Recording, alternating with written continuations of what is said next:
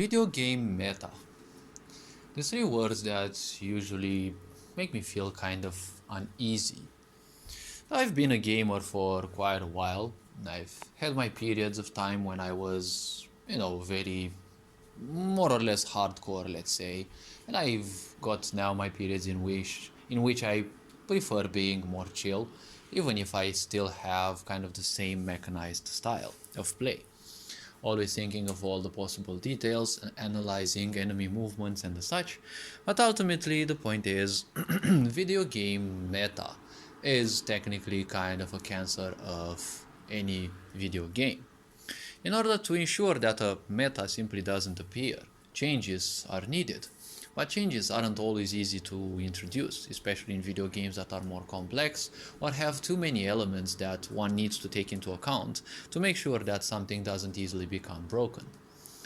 But in video game industry, the point is broken things are always profitable because people will invest in those, and no one actually cares if those broken things get fixed and balanced and people suddenly remain without their broken things, right? Broken in this sense, for those who may not know, means overpowered. That which is far more powerful than it should be, and it's kind of breaking in a way people's enjoyment of a certain game.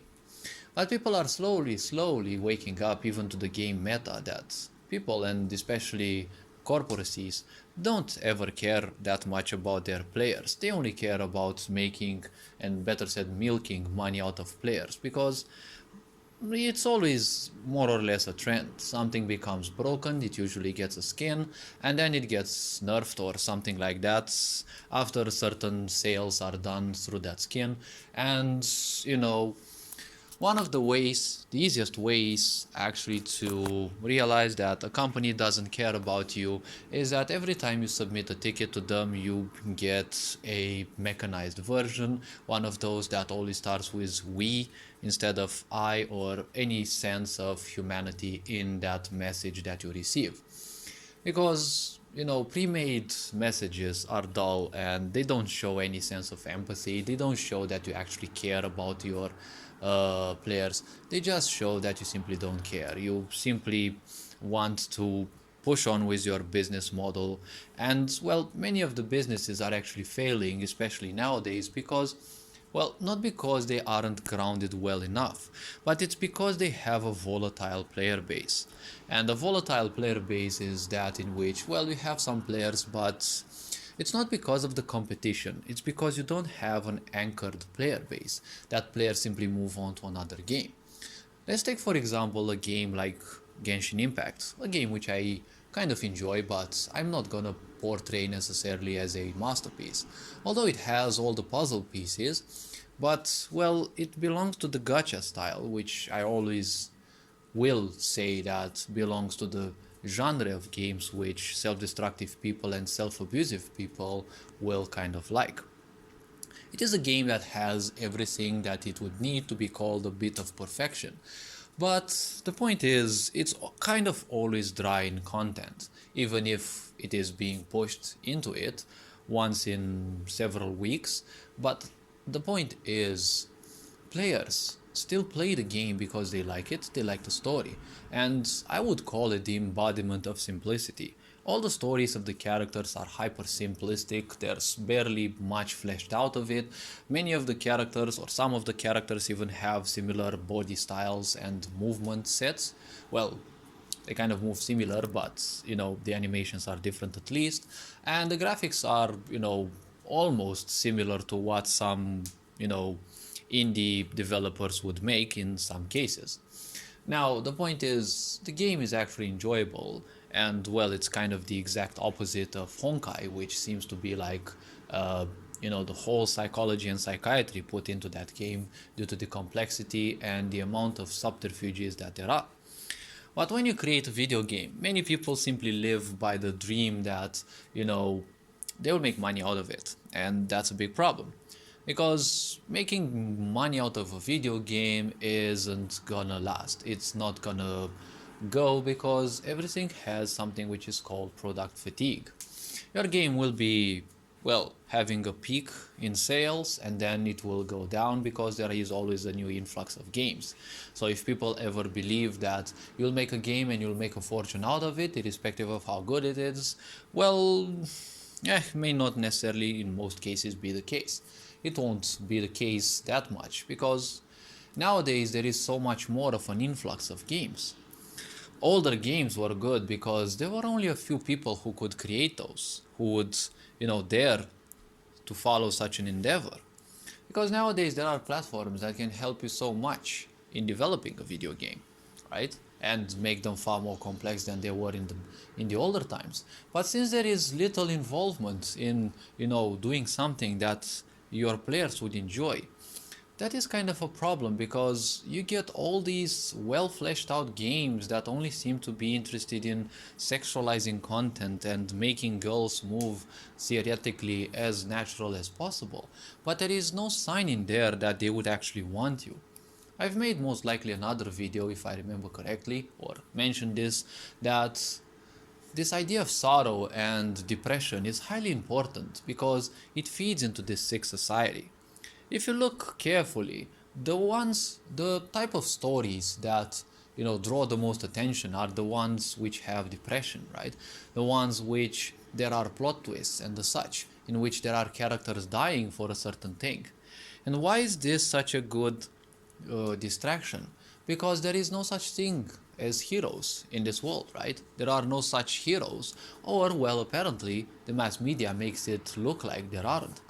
Because there are a lot of people who die for their own causes, especially in this authoritarian regime world that is trying to be built, because, well, they do that which others don't want, and some pay even the ultimate price. So mass media makes it look as if there are no such things as heroes, only apathic people. So people will want heroes in their lives, and it is easy to fall in love with characters that are somewhat well fleshed out, especially those who are well fleshed out, but the point is, many people are somewhat superficial. When you end up with a video game, the video game problem that I see, and I've seen ever since I was young in online games, is that of the meta.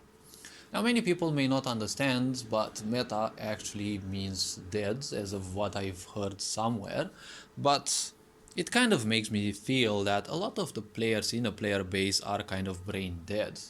Because, for example, I've played a lot of Guild Wars 1, and there was a period in which I started playing Guild Wars 1 PvP, in the times in which it was still played before Guild Wars 2. The problem was I would bump into players that would have the same the same so-called top-tier builds.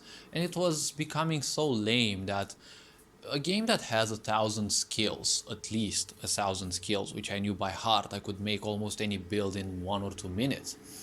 If I saw a certain profession, the point was there was such a small choice of builds, that people would play, that it was almost instantly guessable what profession they would no what build they would have.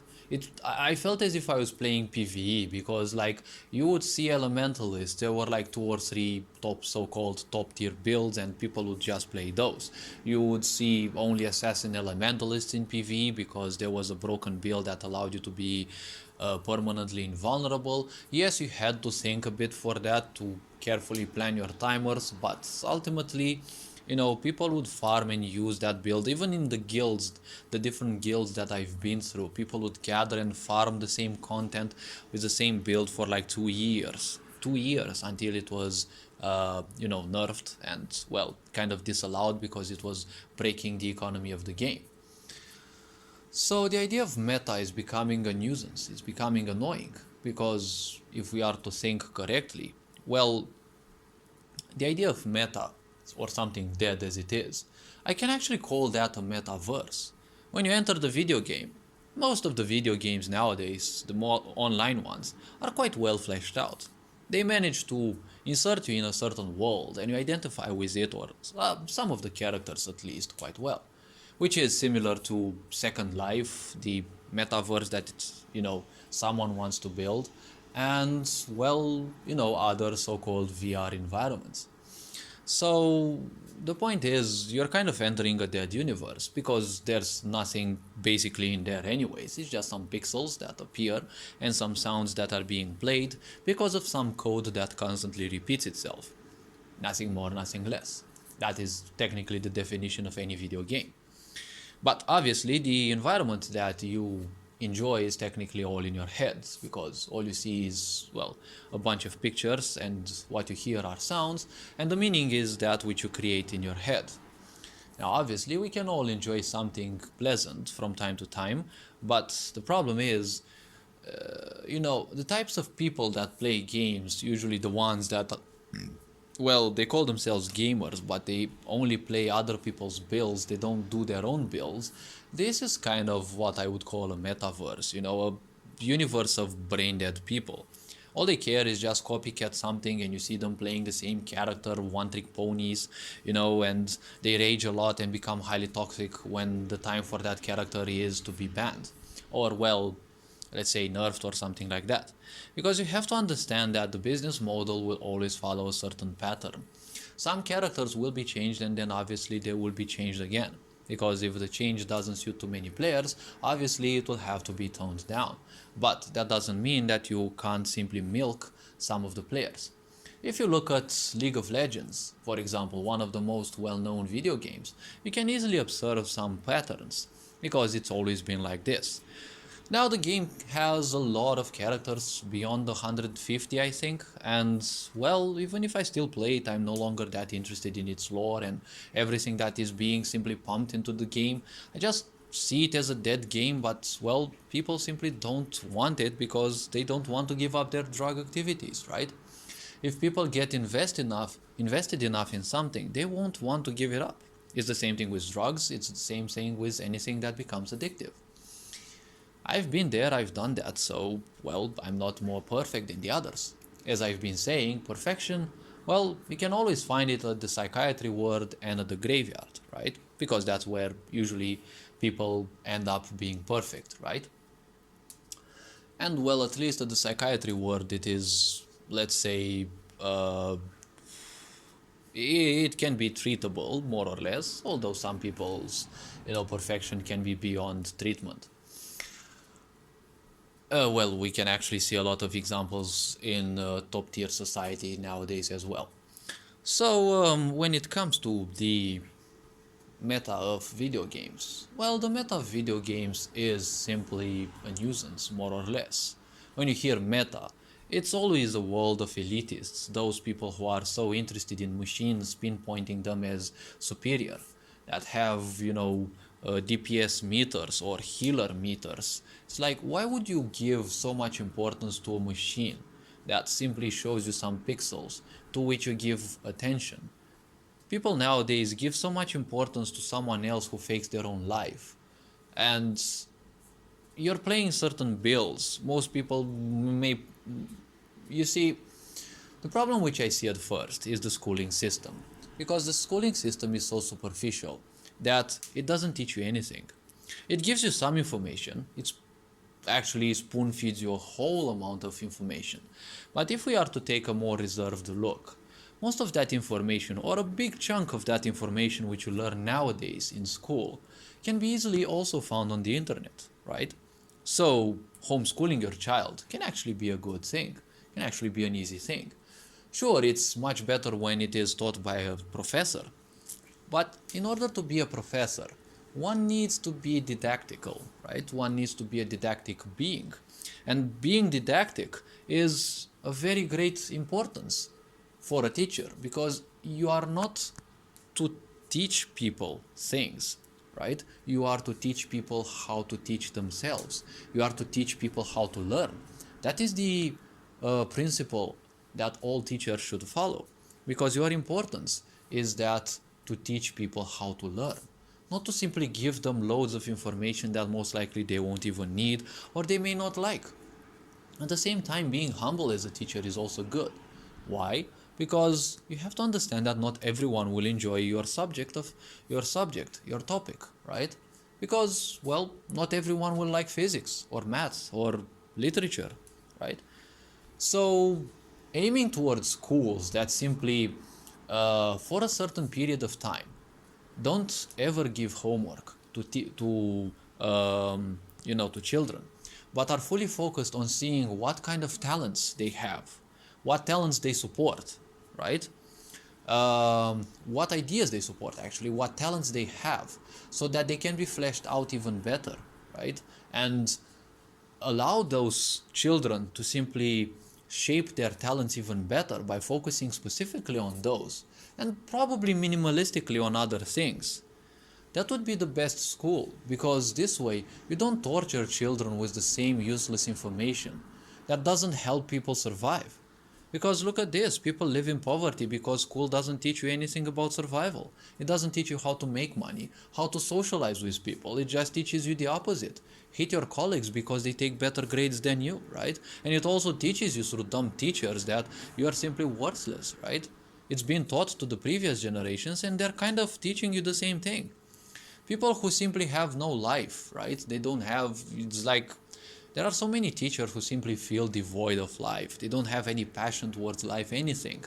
And these people simply strip young people of their energy because they don't show anything. They don't show any liveliness. They just are like machines teaching you certain things. It's always much easier to create a documentary and teach people stuff through it, because imagery is far more powerful than a few words told by some, you know, person who doesn't care much. They just want to take their money, and they once had a vision that they could teach people. But when you go to school, you just have to pass some tests that simply won't shape humanity in any way. You have to pass some tests, for people who already know the answers, right? Because that's not basically what a test means, right? Let's not forget the tests of life. When you are tested by life, what is the first thing that appears in your mind? Confusion, right? Why does confusion appear? Well, because certain things within you no longer serve you, right? A situation appeared in which whatever you knew is no longer serving you entirely. The situation is no longer fully known. There are so many variables that can shift, that can change at any given time, right? So you never know what may come, but you still pass a lot of tests in life. And that means going against the odds. It means going beyond things that you knew, beyond your comfort zone. But the school is technically a comfort zone because you're learning certain things which you don't even like, most likely, and you have to pass a test thanks to those. So technically, you're given before something all the means you would need to pass the test, right? And the fact that people fail those tests shows how horrible this system is. How horrible schooling system is, because, well, it teaches you to be complacent. It teaches you to function the same as others. It doesn't take your uniqueness into account. And then when people become devoid of life, they become easily moldable into something else, because that's what some, people who rule the world wanted the new generations to be. Some of them even said in interviews that they wanted to shape teenagers into something that is easily moldable, that is easily changed, easily controllable. Because, well, they had certain ambitions, and they even said they want to follow their selfish gains, right? And if you teach people from a certain age, from a young age, you don't have to bother that much when they are older. When you have such a type of schooling system in which everyone is treated the same, right? Well, the point is, people end up feeling useless. And, well, considering that most people want to go brain deadly through life, they will always copycat anything. Because, well, if you don't take the time to become more knowledgeable of who you are, you will simply live someone else's life. The same is in the video game meta, right? When you're playing someone else's build, you're doing it brain deadly, right? Most likely don't even know what the skills do in their entirety, right? Or what their cooldowns are, or what the name of those skills are. You just know probably the rotation, and that's it. The same is with school. School is teaching you information. It is putting it into your head, but it is not allowing you to realize it, right? Because you're not realizing that 2 + 2 = 4. You're just using that information mechanically because you learned it in a book and you've made so many calculations. It doesn't even sound logical to you whether 2 plus 2 equals 4. That is one of the greatest problems of school. At the same time, when you look at many players, they use certain skills, but they don't realize that something else can be even better, or certain builds don't work in certain situations because they haven't realized the power of that build. I've been there, and at times I still am in there, because, well, I usually don't care that much about video games, or certain video games, or learning new video games, and usually I play them more or less brain deadly until I actually get hooked in, and then I invest a lot of resources learning builds, guides, and the such. But until then, well, kind of yes. But most people end up in top tier content and end game content, and they still use the same builds because someone else posted them. And well, most people don't even understand what the value of that build is. What is the value that you bring to the team, not just to yourself? And when you have schools teaching people how to think only for themselves, you end up with all these toxic people, right? In video games that only think for themselves and become toxic when the team doesn't do good. Video games, I've always said, they are a very good representative of society because they are technically just like, an environment for microbes, right? Because when you look at video games, many people say those video games are toxic.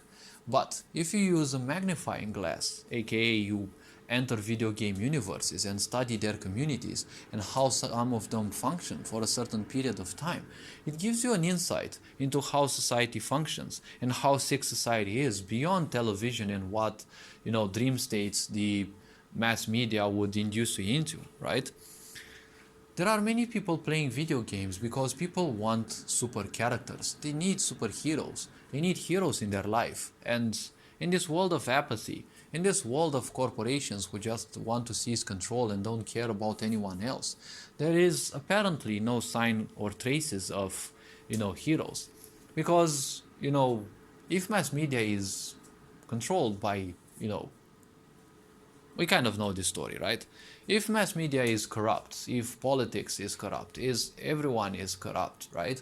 They have to function around the most important piece, right? Mass media.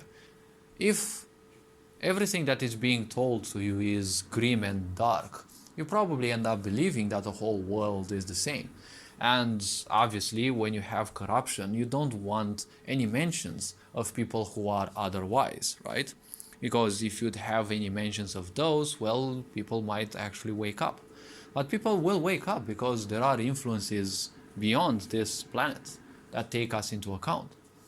So the point about this cancer, right? Because cancer ultimately means death, right?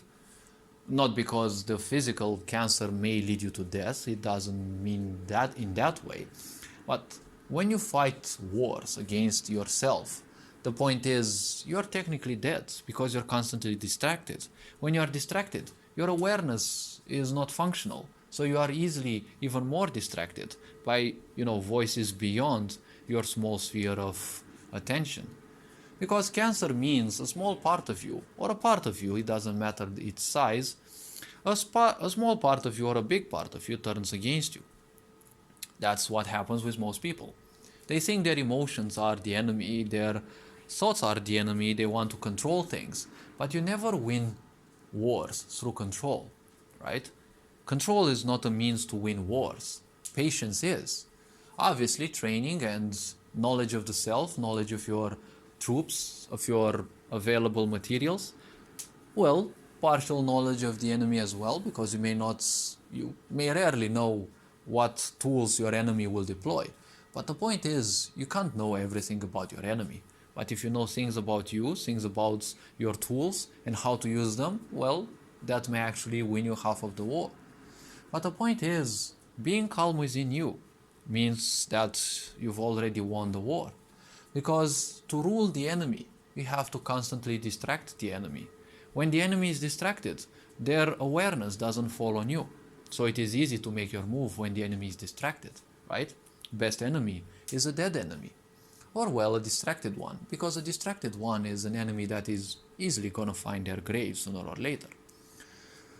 So the point about life is Things are interconnected. Video games and their meta tell a very grim story in a way, that these generations suffer so much from the lack of something good in their life. This shows that this whole society requires a change. Not because video games, but video games are just a tool like most other things. Give a video game to an online game to a toxic person, well, most likely it will become even more toxic because now they can be a keyboard warrior and throw all sorts of negative things, right? And well, there's gonna be little repercussions. And well, that's kind of how things are. Video games are an amplifier. They have always been intended to allow you to do things in virtual realities that you can't do in this reality, right? You can kill people, you can do literally anything, right? There are simulators for, I don't know, whatever you want. You may not end up in this life, flying a plane, but you can fly one in a simulator, right? You can play Grand Theft Auto and, there will be little to no repercussion when you steal cars or do whatever, right? Even if it's not the same as in real life, well, it is still a way in which you can do things that real life wouldn't allow you without repercussions. Now, there is a great difference, again, in between people who mistake video game reality with that of, this reality. Those are certain cases which, video games allow to become even more broken, or they allowed people to realize how broken those people are. But those people can be treated separately. If someone is built in such a poor way that they will easily follow everything that they see around, right? There are a lot of molds, as I call them, because people who are moldable easily, I call them molds, right?